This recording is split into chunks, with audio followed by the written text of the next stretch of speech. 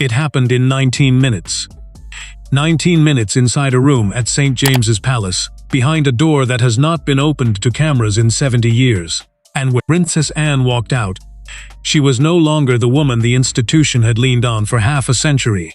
She was something else, something quieter, something final. And within hours, that quiet would detonate across the entire architecture of the British monarchy. Because what Anne did in that room was not a retirement. It was a transfer, a handover, a crowning without a crown. Catherine, Princess of Wales, was named in writing, in ink, in a document witnessed by 3 people, and countersigned by 1 as the new operational leader of the royal family's public life. The last public role of the hardest-working royal in modern history was to stand in front of the nation and give her power away. But here is what the cameras did not show.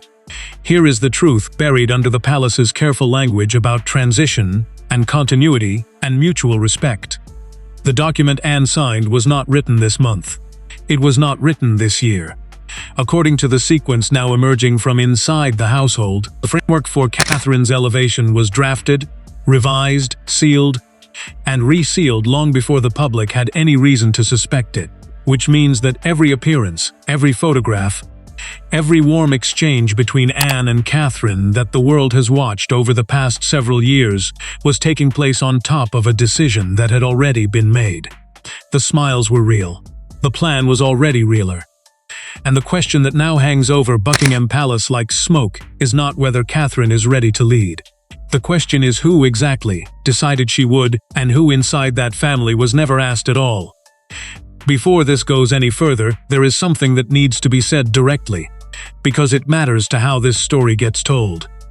If you believe the public deserves to know what actually happens behind the palace walls, not the polished version, not the press release version, but the real movement of power inside that institution, then say so. One word in the comments.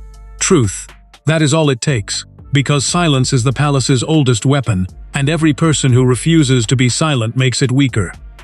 To understand what happened in that 19-minute meeting, you have to understand what Princess Anne actually was to this institution, because the public never quite did. The public saw the hardest-working royal, the annual tally of engagements, the no-nonsense face at the ribbon cuttings, the hospital openings, the agricultural shows in the rain. What the public did not see was the function underneath the function. Anne was not simply a working royal. She was the institution's spine. She was the person who carried the standards of one reign into the next without flinching, the living connective tissue between her mother's era and whatever was going to come after it. Courtiers had a phrase for her, used quietly, never in print. The keeper of the temperature. When the family drifted too far towards celebrity, Anne pulled it back. When it drifted too far into coldness, Anne absorbed the blame for being cold so that no one else had to. She did not seek the center of the room. She was the wall that held the center of the room up. And that is precisely why her final public act cannot be read as ordinary retirement. Ordinary retirement is a garden party and a thank you speech. What happened here was structured, sequenced, and staged with the precision of a state occasion, because it was one. The ceremony at which Anne performed what the palace officially described as her final formal duty in a coordinating capacity was, on its surface, unremarkable. A service, a dais, a congregation of the expected faces. But look at the order of service. Look at it the way the people inside that room looked at it. There is a name missing from where that name has stood for decades, and there is a name present where that name has never stood before, and those two facts are the entire story. Anne's name had been removed from the coordinating line. Catherine's had been placed in it, not added alongside, placed instead. The title of the ceremony belonged to tradition. The choreography of it belonged to the future. Witnesses describe the moment with unusual consistency, which in palace terms is itself a signal. It means the moment was designed to be seen.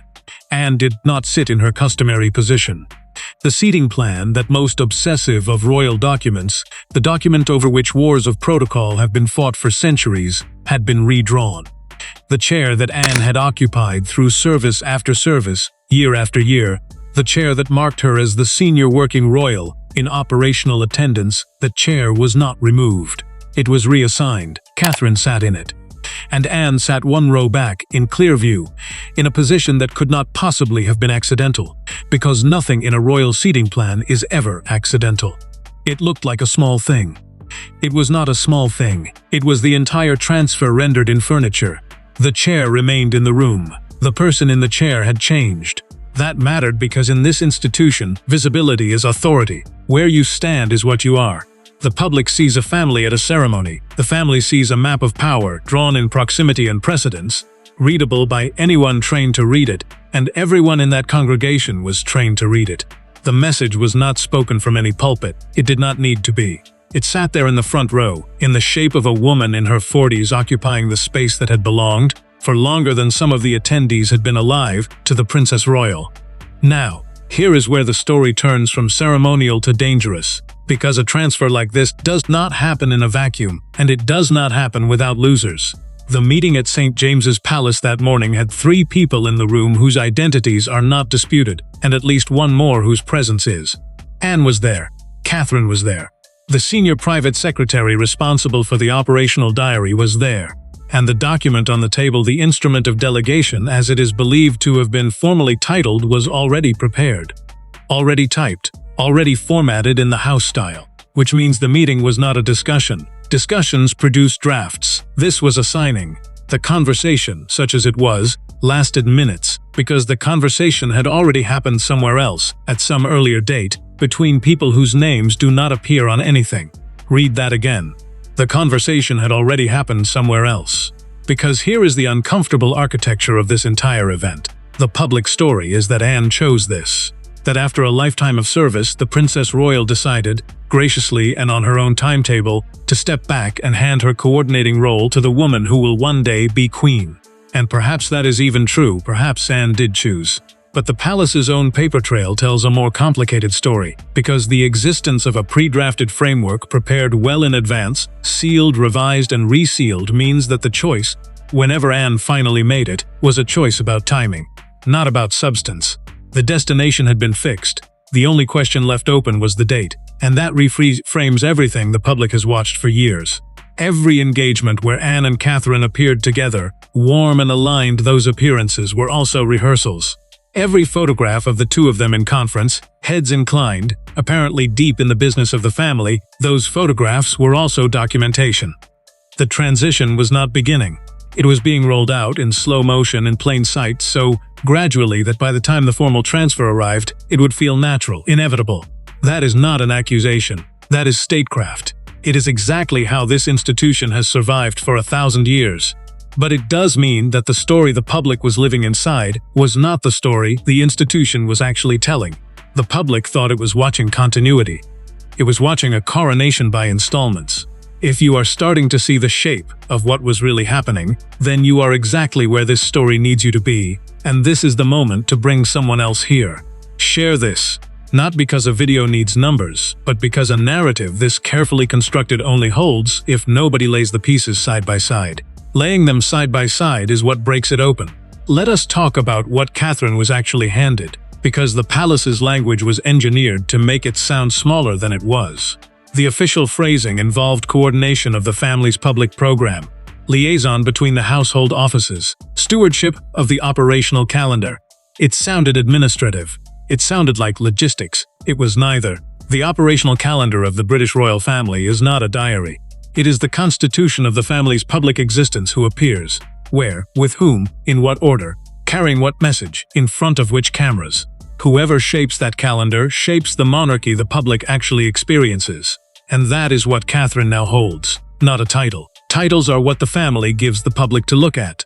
What Catherine holds is the mechanism, the daily grinding, invisible machinery that decides what the monarchy means from one week to the next. The title remained elsewhere. The power did not. And there was a second transfer inside the first one, quieter, and in some ways more revealing. Anne's patronage structure, the web of charities, regiments, and bodies over which she presided, and through which she exercised a kind of soft, persistent authority, was not reassigned wholesale. It was divided. Some of it went to Catherine. Some of it, notably, went to no one yet, held in a kind of administrative suspension, pending what one internal description allegedly called future determination. Future determination. 2 words. They sound procedural. They are anything but. They mean that a portion of the Princess Royal's working legacy has been deliberately left unassigned, kept in reserve, kept in play, kept as leverage or reward or bargaining position for decisions that have not yet been made, about people whose standing has not yet been settled. Whose standing? That is the question the palace will not answer. And in this institution, an unanswered question is never an oversight. It is a position. Now consider the absences, because the absences at this ceremony were louder than anything said from its lectern. There were members of that family whose presence at such an event would once have been automatic, and who were not there. There were seats allocated in earlier drafts of the plan, and the plan, as these plans always do, went through drafts that did not appear in the final one.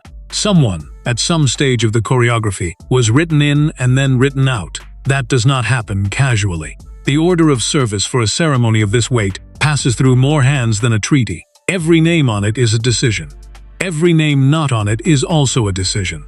And the decision to remove, rather than merely to omit, is the loudest decision of all, because omission can be excused as oversight. Removal cannot. Removal requires that someone looked at a name, in writing, and instructed that it be taken away. Whose names were they? The palace will not say, the household will not say. But the shape of the gaps tells its own story, because the gaps correspond precisely to the family's unresolved fractures with the people whose relationship to the institution's future remains contested, complicated, or, in the new arrangement, simply surplus. The new leadership structure being built around Catherine is, by every visible indication, a leaner structure, a narrower structure. And narrower structures are built by exclusion as much as by appointment. For every name elevated, there is a name quietly lowered. For every chair filled in the front row, there is a chair, somewhere further back, that no longer exists. That mattered because this is how the family actually governs itself. Not through declarations, through arrangements. The monarchy does not announce its judgments, it seats them. And what was seated at this ceremony was a verdict. The future of this institution will be built around the Prince and Princess of Wales, coordinated by Catherine, sanctioned by Anne, and bounded sharply, deliberately, and with a paper trail around everyone else. And here is the detail that transforms this from a story of succession into a story of control. The framework document, the one drafted and sealed in advance, reportedly contained more than the transfer itself. It contained conditions, provisions for review, defined limits on what the new coordinating role could and could not touch, at least in its first phase. Read those two words again. First phase. Catherine was not simply handed Anne's role. She was handed Anne's role inside a structure with walls, with review points, with boundaries drawn by whoever drafted the original framework. She is the new family leader, and she leads inside a design she did not draw, which raises the coldest question in this entire story. Who drew it? Because it was not Anne. Anne inherited her understanding of the job from her mother, and her mother's understanding was that authority held visibly is authority held safely. The framework, by contrast, is a modern document, phased, conditional, reviewable. It reads like the work of the professional machinery around the family, not the family itself. And if that is true, then the deepest revelation of this entire affair is also the quietest. The transfer of power from Anne to Catherine may not have been a decision made by either of them. It may have been a decision made around them. By the institution's permanent architecture, the secretaries, the offices, the people who serve one reign after another and outlast them all, and merely enacted, with enormous grace, by the two women the public was watching. The crown decides, the saying goes. But perhaps the truth is harder. Perhaps the machine decides, and the crown is how the decision is announced. Take a breath here, because what comes next is the part of this story that almost nobody has connected. And if this account is making sense of things that have puzzled you, the shifts, the absences, the subtle rearrangements of the past several years, then subscribe and stay inside this, because the next layer changes the meaning of everything you have just heard. Because the timing of this transfer is the story within the story. Ask why now. Not why eventually was always coming. Everyone inside that family understood that Catherine's central role was the institution's fixed point. Its one unarguable future. Why now?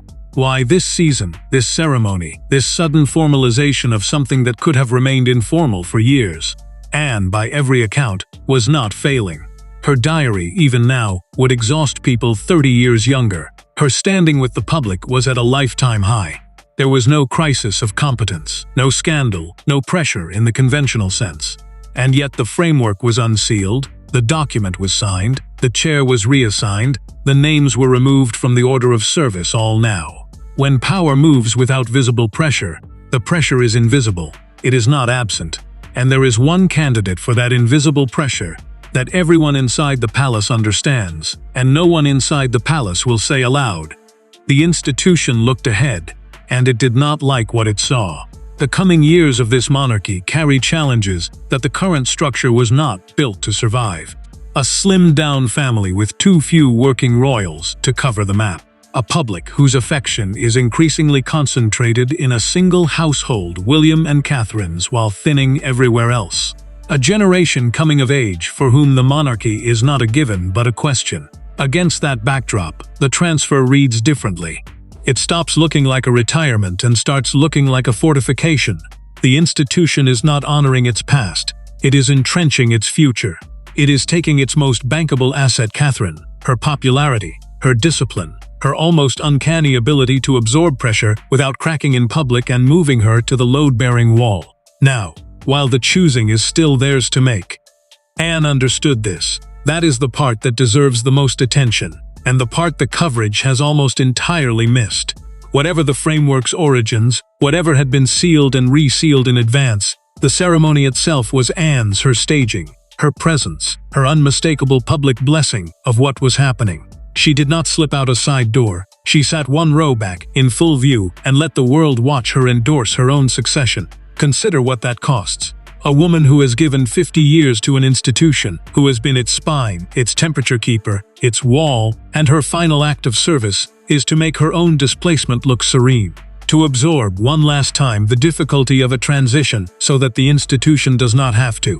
She did it the way she did everything. Without complaint, without theater, without a single public flicker of whatever the private reality was. But the private reality has a paper trail too. And this is where the story acquires its sharpest edge. In the days surrounding the signing, Anne's private office is understood to have transferred a body of working files, briefing notes, relationship histories, the accumulated private knowledge of 50 years of patronages and military affiliations and delicate institutional friendships to the office of the Princess of Wales. All of it, except reportedly one file. One file was retained. Described in the most careful available account as personal working material, it was not part of the transfer, was not requested, and was not offered. A single folder's worth of the Princess Royal's private knowledge, withheld from the handover of everything else. What is in it? No one outside a very small room knows.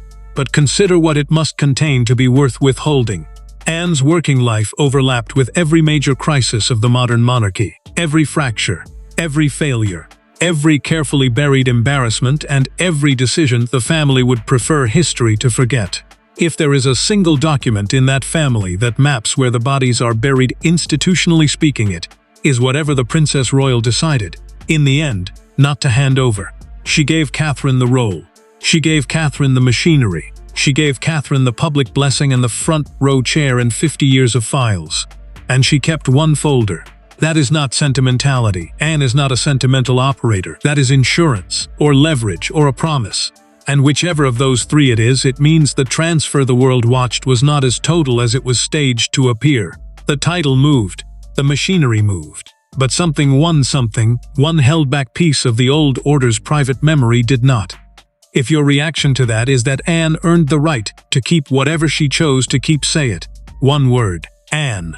And if your reaction is that no single family should be allowed to run its succession like a sealed negotiation, say that instead. Either way, do not scroll past in silence, because silence is the only vote the palace actually counts on. Now, the collision. Because a transfer this large does not pass through a family without friction. And the friction in this case ran along a fault line that has existed for years. The question of who, in the new arrangement, ranks where. Catherine's elevation does not merely crown her, it reorders everyone beneath her. Every other working member of that family now operates, formally or effectively, inside a structure coordinated by the Princess of Wales.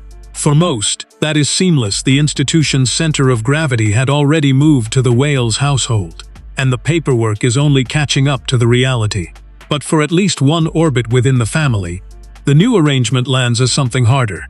To be coordinated by Catherine is to be ranked beneath Catherine, and there are members of that family, and courts adjacent to that family, whose entire sense of their position was built on an older map, a map where seniority ran through blood and tenure, through Anne's generation, through a hierarchy in which the Princess of Wales was still, in protocol terms, arriving. That map is now obsolete, and maps do not die quietly in monarchies. They die in 1,000 small humiliations, a revised precedence here, a reassigned engagement there, an invitation that arrives later than it used to, an office that answers questions with less deference than it once did. None of it is announced, all of it is felt. And the people who feel it are precisely the people most likely, eventually, to push back not in public, never in public, but through the slow institutional guerrilla warfare of leaks, briefings, friends of sources, and carefully timed unflattering stories. Watch for them. In the weeks and months after a transfer like this, the press coverage of the elevated figure is never clean. There is always turbulence, always a sudden appearance of minor frictions that no one can quite source. That turbulence is not random. It is the sound of the old map being defended.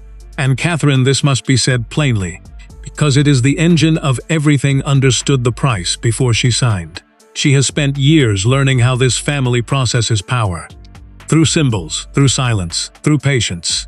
She watched a generation of royal crises from a front-row seat and absorbed the central lesson, which is that in this institution, the person who survives is not the person who fights every battle, but the person who chooses the one battle that matters, and is unbreakable in it. Her battle is the future of the institution itself, and she has been quietly, methodically unbreakable in it. The calm the public reads as temperament is, at this level, strategy. She did not stumble into the front-row chair. She arrived there the way she has arrived everywhere. On schedule, prepared, and having made it look like the most natural thing in the world. That is what makes the coronation comparison, and make no mistake, that is what this was so exact. A real coronation is not the moment power is taken. It is the moment a transfer already accomplished is made visible, ritualized, and irreversible. The signing at St. James's was the taking. The ceremony was the showing. And the showing matters more, because in a monarchy, the thing that is seen is the thing that is true. Here is where the audience comes in, and it is not a small role.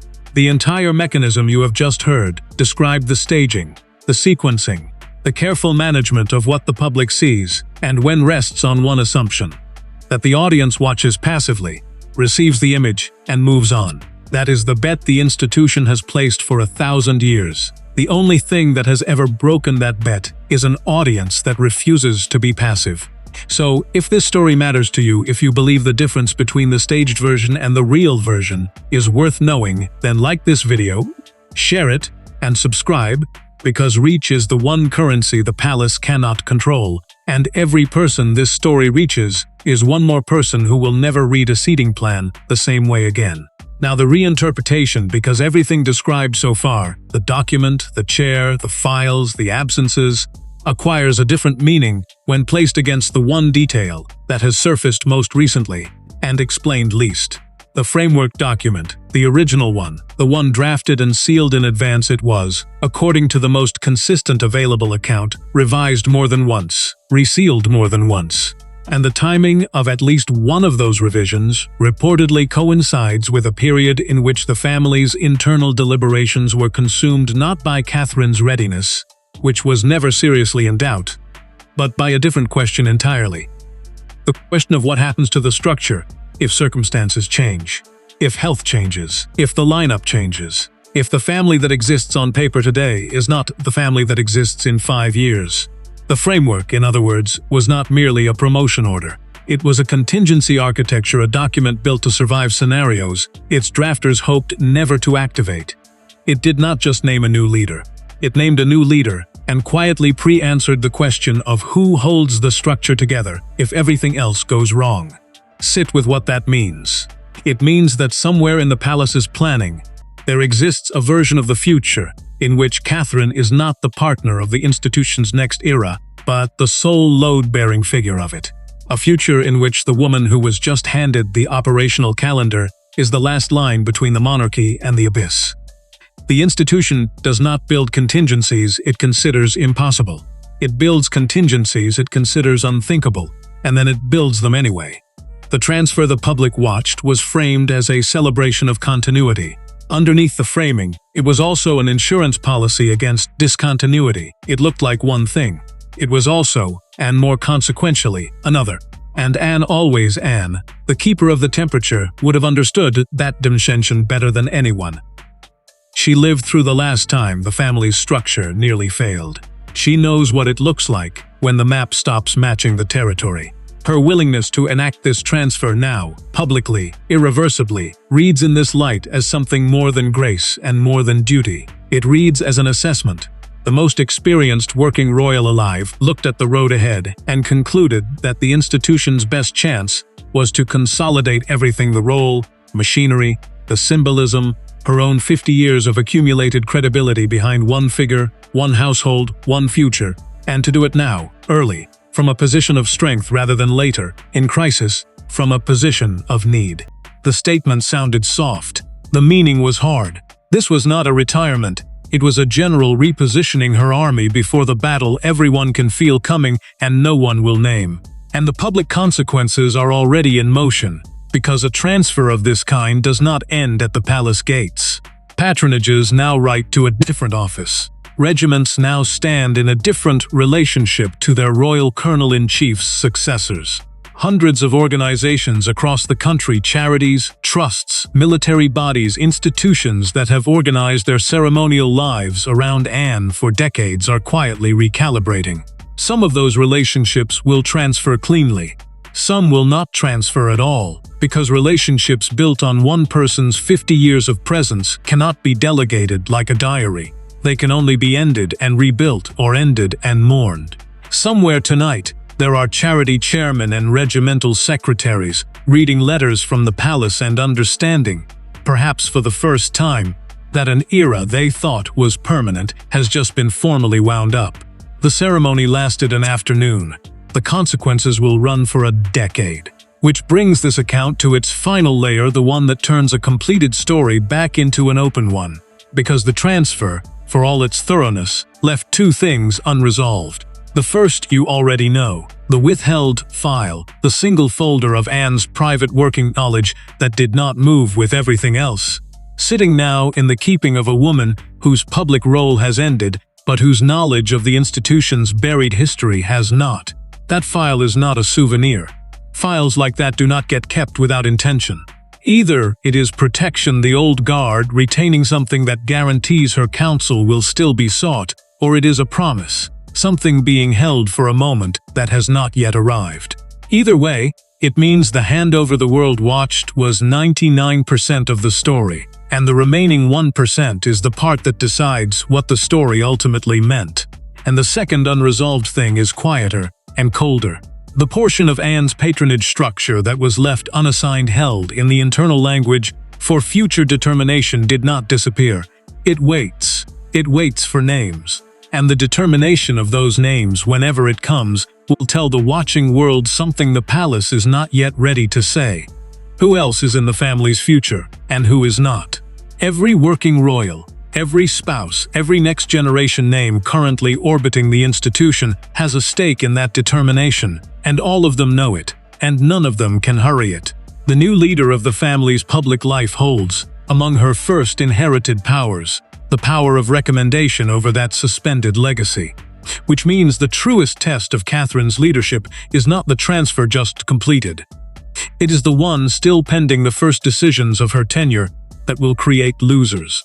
The door at St. James's Palace closed after 19 minutes, and an era ended. The chair in the front row has a new occupant, and the congregation has been shown the future.